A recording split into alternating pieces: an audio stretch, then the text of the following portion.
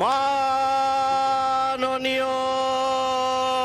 সভাপতি। যাত্রা শুরু ত্রয়োদশ জাতীয় সংসদের। স্পিকার ও ডেপুটি স্পিকারকে শপথ পড়ালেন রাষ্ট্রপতি। জন আকাঙ্ক্ষা পূরণের প্রত্যয় প্রধানমন্ত্রীর, সহযোগিতার প্রতিশ্রুতি বিরোধী দলীয় নেতার। বেগম জিয়া, মনমোহন সিং, খামেনি সহ বিভিন্ন রাষ্ট্রনায়ক ও বিশিষ্টজনের মৃত্যুতে শোক প্রস্তাব। দেশ গড়তে ভূমিকা রাখবে নতুন সংসদ, সবার দায়িত্বশীল ভূমিকা প্রত্যাশা।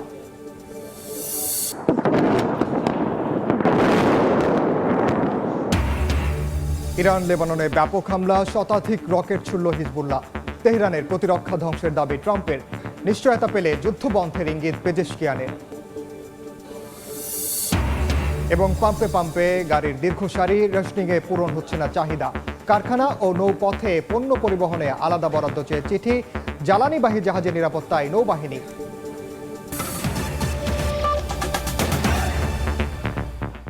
সময় সংবাদের সঙ্গে আছি আমি ওমর রিনা। শুরু হলো ত্রয়োদশ জাতীয় সংসদের। স্পিকার নির্বাচিত হলেন মেজর অবসরপ্রাপ্ত Hafiz Uddin Ahmed, deputy speaker barrister Kaiser Kamal. নতুন সংসদের সভাপতিত্ব করেন খন্দকার মোশাররফ হোসেন। প্রধানমন্ত্রী হিসেবে সব দল মতের প্রতিনিধি নিয়ে জন আকাঙ্ক্ষা পূরণ ও সংসদকে জাতীয় সমস্যা সমাধানের কেন্দ্রবিন্দুতে পরিণত করার প্রত্যয় জানান সংসদ নেতা ও প্রধানমন্ত্রী তারেক রহমান। মাননীয় সভাপতি। অবশেষে যাত্রা শুরু করলো ত্রয়োদশ জাতীয় সংসদ। প্রথম অধিবেশন বসে বৃহস্পতিবার বেলা 11টায়। বিসমিল্লাহির রহমানির রহিম। শুরুতেই পবিত্র কোরআন তিলাওয়াতের পর উদ্বোধনী বক্তব্য রাখেন সংসদ নেতা প্রধানমন্ত্রী তারেক রহমান। জাতীয় সংসদে দলের প্রতিনিধিত্ব করলেও প্রধানমন্ত্রী হিসাবে আমি এই জাতীয় সংসদে দেশের প্রতিনিধিত্ব করছি।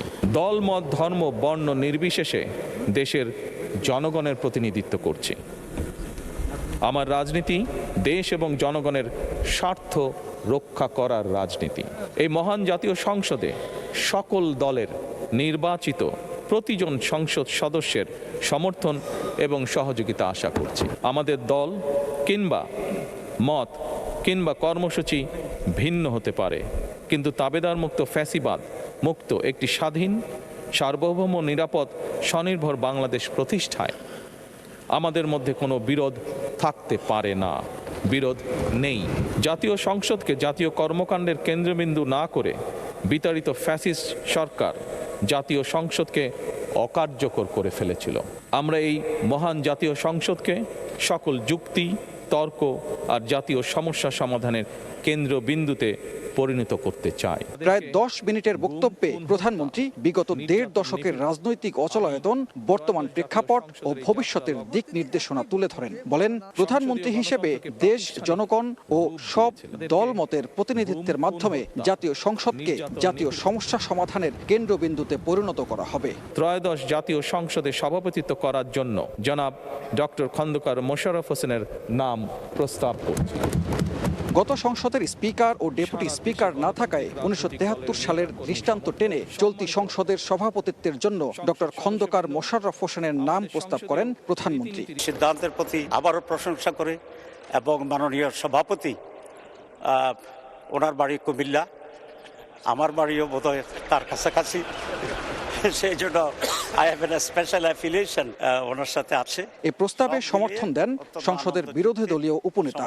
আজকের এই মহান জাতীয় সংসদে জনাব হাফিজ উদ্দিন আহমদ বীর বিক্রম, তাকে মাননীয় স্পিকার হিসেবে নির্বাচিত করার জন্য আমি প্রস্তাব উত্থাপন করছি। অধিবেশনে স্পিকার পদের জন্য সংসদ সদস্য মেজর অবসরপ্রাপ্ত হাফিজ উদ্দিন আহমদ বীর বিক্রমের নাম প্রস্তাব করেন সরকার দলীয় চিফ হুইপ নুরুল ইসলাম মনি।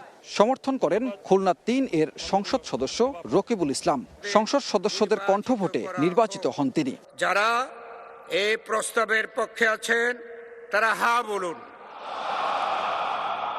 আমার মনে হয় হ্যাঁ জয়যুক্ত হয়েছে, হায় জয়যুক্ত হয়েছে, হায় জয়যুক্ত হয়েছে। একইভাবে ডেপুটি স্পিকার পদে সংসদ সদস্য ব্যারিস্টার কায়সার কামালের নাম প্রস্তাব করেন সংসদ সদস্য রুহুল কুদ্দুস তালুকদার দুলু। সমর্থন করেন সংসদ সদস্য আশরাফ উদ্দিন নিজাম। এমপিদের কণ্ঠভোটে নির্বাচিত হন কায়সার কামালও। হায় জয়যুক্ত হয়েছে, হায় জয়যুক্ত হয়েছে, হা জয়যুক্ত হয়েছে। এর পরপরই নতুন স্পিকার হাফিজউদ্দিন আহমেদ ও ডেপুটি স্পিকার কায়সার কামালকে শপথ বাক্য পাঠ করান রাষ্ট্রপতি মোহাম্মদ শাহাবুদ্দিন।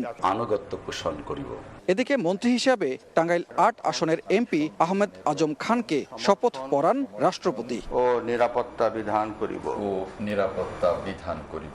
দীর্ঘ পথ পরিক্রমার পর গণঅভ্যুত্থানের পাটাতনে দাঁড়িয়ে গণতন্ত্রের পথে যাত্রা শুরু করল ত্রয়োদশ সংসদ। এই সংসদ হয়ে উঠবে প্রাণবন্ত, সবার প্রত্যাশা, জনগণের আশা আকাঙ্ক্ষা বাস্তবায়নের বাস্তব ভিত্তিক প্রতিফলন ঘটবে এই সংসদের মাধ্যমে। সংকট সমাধানের বাতিঘর হয়ে থাকবে এই সংসদের কার্যক্রম। সানবীর রূপল, সময় সংবাদ, ঢাকা। এদিকে ত্রয়োদশ সংসদের প্রথম অধিবেশনে সাবেক প্রধানমন্ত্রী ও বিএনপি চেয়ারপারসন বেগম খালেদা জিয়া সহ দেশি বিদেশি বিশিষ্ট ব্যক্তিদের মৃত্যুতে শোক প্রস্তাব উত্থাপন করা হয়। সময় সংবাদে আরও থাকছে, মসজিদ কমিটি গঠনকে কেন্দ্র করে তুলকালাম, ঝিনাইদহে দেশীয় অস্ত্র নিয়ে দুপক্ষের সংঘর্ষ, নারীসহ আহত 15, বাড়িঘর ভাঙচুর। এবার ইরান যুদ্ধের খবর। ইরান ও লেবাননে ব্যাপক হামলা চালিয়েছে ইসরায়েল। জবাবে ইসরায়েলি ভূখণ্ডে শতাধিক রকেট ছুড়েছে হিজবুল্লাহ।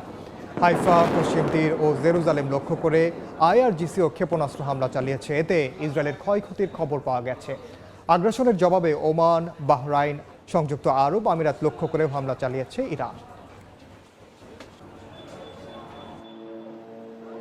জ্বালানি তেলের জন্য আজও পাম্পগুলোতে যানবাহনের দীর্ঘ সারি।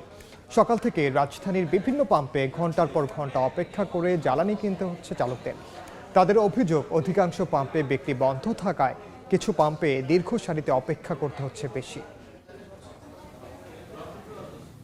সময় সংবাদে আরও থাকছে, ঈদের আগে জমজমাট বেচাকেনা, মার্কেট, শপিং মলে ক্রেতার সমাগম।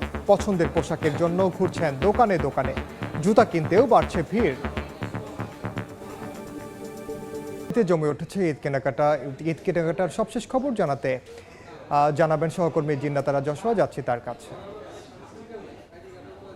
রাজধানীর বিপণী বেতনগুলোতে উপচে পড়া ভিড় লক্ষ্য করা যাচ্ছে। দুপুরের পর থেকেই রাজধানীবাসী আসছেন বিপণী বেতনগুলোতে তাদের একদম রমজানের শেষ দিককার কেনাকাটা সারতে। পোশাকের দোকানগুলোতে যেমন ভিড় রয়েছে, তবে এই সময়টায় সাধারণত যেমন হয়, পোশাক কেনার পালা চুকিয়ে ক্রেতারা সাধারণত ম্যাচিং ব্যাগ, জুয়েলারি, জুতা এসব কেনার উদ্দেশ্যে এই ধরনের দোকানগুলোতে ভিড় করেন এবং সেই ভিড়টাই কিন্তু আমরা এখন দেখতে পাচ্ছি।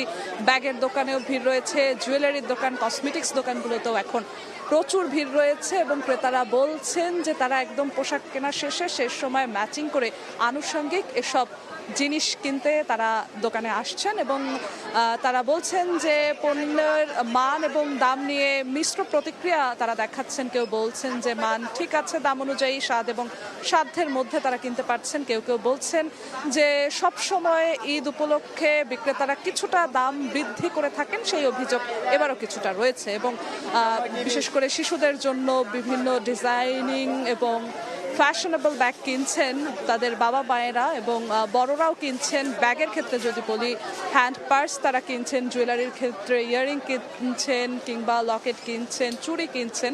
এ ধরনের জিনিসের চাহিদা এখন এই মুহূর্তে দোকানগুলোতে সব থেকে বেশি, এমনটাই বলছেন আমাদেরকে বিক্রেতারা এবং বিক্রেতারাও ক্রেতাদের আকর্ষণের জন্য নানান ধরনের অফার দিচ্ছেন এবং কেউ বলছেন একটি কিনলে আরেকটি ফ্রি, কেউ পণ্যের দামে কিছুটা ছাড় দিচ্ছেন এবং শেষ মুহূর্তে ক্রেতাদের আকর্ষণ করতেই মূলত এমন অফার, তাই বলছেন বিক্রেতারা এবং ক্রেতারাও কিন্তু তাদের চাহিদা অনুযায়ী শেষ সময়ে এসব পণ্য কিনছেন এবং ক্রেতারা যেমনটা বলছেন যে যারা রমজানের শুরুর দিকটায় কর্মব্যস্ততার কারণে মার্কেটগুলোতে আসতে পারেননি, কেনাকাটা করতে পারেননি, তারা এই সময়টাতে মূলত আসছেন, পরিবার নিয়ে আসছেন, বন্ধু বান্ধব নিয়ে আসছেন এবং যেমনটা বলছিলাম যে এই সময়টায় সাধারণত যেই সব দোকানগুলোতে ভিড় বেশি থাকে, জুতার দোকান, ব্যাগের দোকান, জুয়েলারির দোকান, সেই দোকানগুলোতে এই সময় এখন দেখতে পাচ্ছি আমরা প্রচুর উপচে পড়া ভিড় লক্ষ্য করা যাচ্ছে এবং বিক্রেতারা বলছেন ইফতারের পর, যেহেতু আগামীকাল সাপ্তাহিক ছুটির দিন, আজ ইফতারের পর এই ভিড় আরও অনেক গুণ বেড়ে যাবেন, সেই প্রত্যাশা তারা করছেন।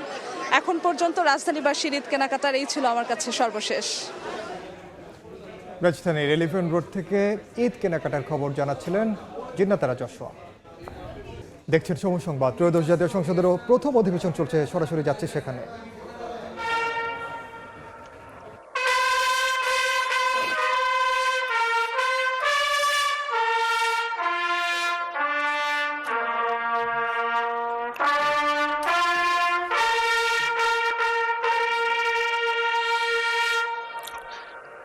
সম্মানিত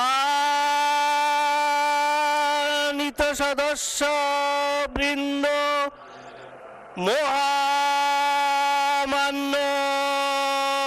রাষ্ট্রপতি,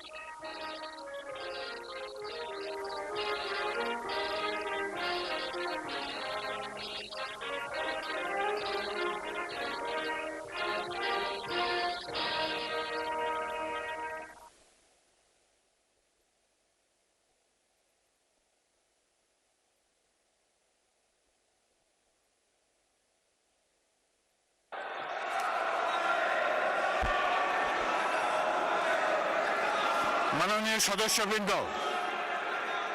আমি এখন মহামান্য রাষ্ট্রপতি জনাব মোহাম্মদ শাহাবুদ্দিনকে তার মূল্যবান ভাষণ প্রদানের জন্য অনুরোধ জানাচ্ছি।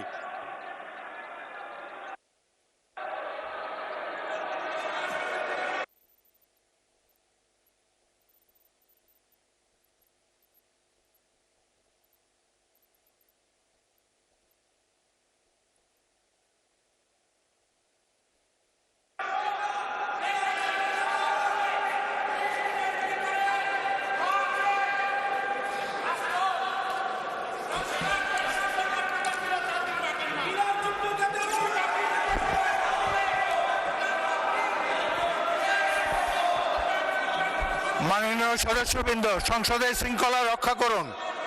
অনুগ্রহ করে নিজের আসনে বসে পড়ুন। রাষ্ট্রপতির ভাষণ শুনুন।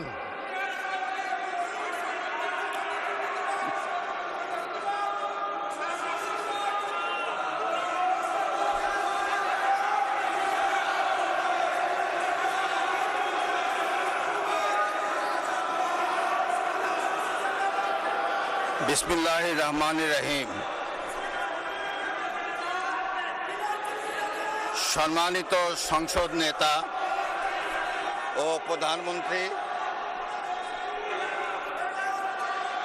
জনাব স্পিকার ও ডিপ্টি স্পিকার, হিজ এক্সেলেন্সিস,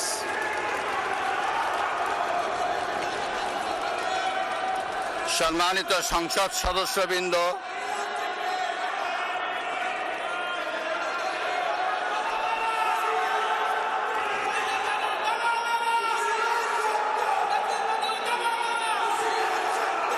আমন্ত্রিত অতিথিবৃন্দ,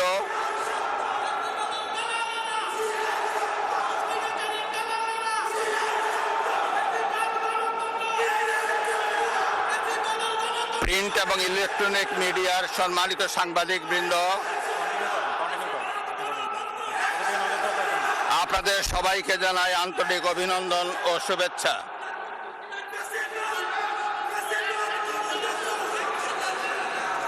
জনাব স্পিকার,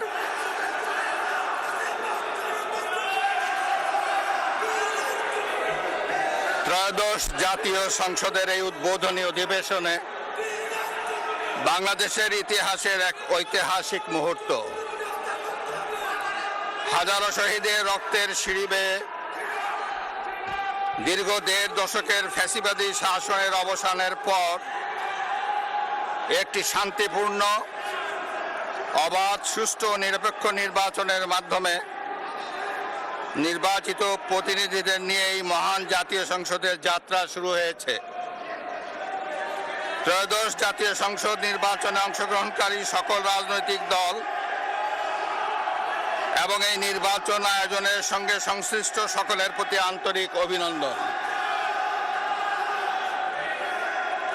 অবাধ, সুষ্ঠু ও নিরপেক্ষ নির্বাচন আয়োজনের জন্য নির্বাচন কমিশন, মাঠ প্রশাসন, আইন শৃঙ্খলা রক্ষাকারী বাহিনী সহ প্রজাতন্ত্রের কর্মচারীদের নিরলস পরিশ্রম এবং নির্বাচনে অংশগ্রহণকারী সকল রাজনৈতিক দল ও ব্যক্তি, আন্তরিক উদ্যোগ এবং সাধারণ জনগণের স্বতঃস্ফূর্ত অংশগ্রহণ গণতন্ত্রের ইতিহাসে একটি উজ্জ্বল দৃষ্টান্ত হয়ে থাকবে। বিএনপির চেয়ারম্যান জনাব তারেক রহমানের নেতৃত্বে বর্তমান জাতীয় সংসদে বিএনপি ও সমমনা দলগুলোর 2/3 বেশি আসনে বিপুল ভোটে জয়লাভ করেছে। জাতীয় সংসদে একটি শক্তিশালী বিরোধী দলের পাশাপাশি কয়েকজন স্বতন্ত্র সদস্য রয়েছেন। আমি এই সংসদে আপনার মাধ্যমে প্রধানমন্ত্রী তারেক রহমান এবং তার নেতৃত্বে গঠিত নতুন সরকারকে আন্তরিক অভিনন্দন জানাচ্ছি। জাতীয় সংসদের সকল সদস্যের প্রতিও রইল আমার প্রাণ ঢালা শুভেচ্ছা ও অভিনন্দন। আমি মহান মুক্তিযুদ্ধের লাখো শহীদ এবং বীর মুক্তিযোদ্ধাদের শ্রদ্ধার সঙ্গে স্মরণ করছি। একই সাথে স্মরণ করছি বীরাঙ্গনা মা বোনদের এবং আমাদের সকল শহীদদের যারা বিভিন্ন গণতান্ত্রিক আন্দোলনে শহীদ হয়েছেন। স্বাধীনতার ঘোষক শহীদ রাষ্ট্রপতি জিয়াউর রহমান বীর উত্তম স্বাধীনতা এবং মুক্তিযুদ্ধের ইতিহাসের সকল নেতার অবদানকেও আমি শ্রদ্ধার সঙ্গে স্মরণ করছি। বাংলাদেশের 3 বারের নির্বাচিত সাবেক প্রধানমন্ত্রী ও বিএনপির সাবেক চেয়ারপারসন। সরাসরি যুক্ত ছিলাম জাতীয় সংসদের অধিবেশনে। এই ছিল বিকেল 3টার সময় সংবাদে। এরপর আন্তর্জাতিক সময় নিয়ে সঙ্গে থাকবেন সহকর্মী কামরুজ্জামান মামুন। ইনার আপনাকে ধন্যবাদ। আন্তর্জাতিক সময় নিয়ে ফিরছি কিছুক্ষণ পর, সঙ্গে থাকুন সময়ের।